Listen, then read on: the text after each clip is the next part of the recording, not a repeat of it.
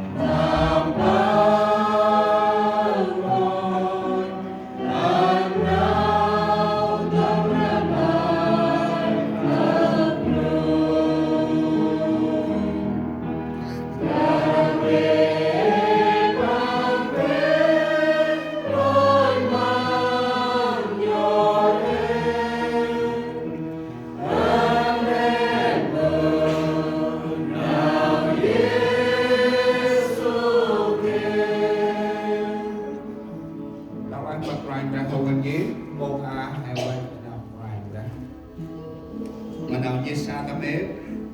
nào như sa tâm ế tầm áp u khay, nào các rây, nào phải biết cái khét chỉ cực đi, mayor, Paul phùng hè, môi chi trường đèo mốt, các rây, game hàm bước học mọc ra history hè, khét chỉ làm cực đi,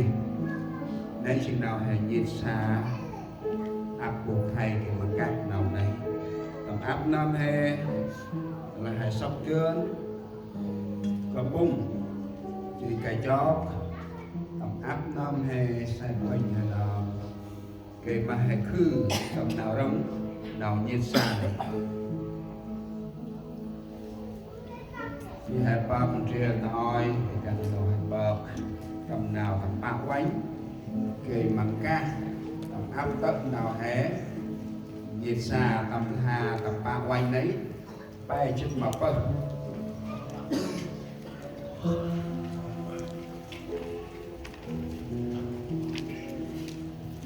nào tầm ba quanh tầm hà bay chút mà phân ta là hè sao chí gì cực trần rạch ròn mù tay đi hè là rạch ròn rạch nào như xa tầm em phu còn dây đi cực trần rạch à